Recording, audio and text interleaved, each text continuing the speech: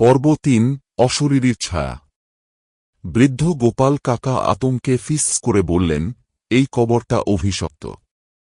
এখানে কেউ নেই, কিন্তু কেউ একজন আছে। সেই রাতে গ্রামে কেউ ঘুমোতে পারল না। সকালে কয়েকজন সাহসী যুবক কবর খোঁড়ার সিদ্ধান্ত নিল।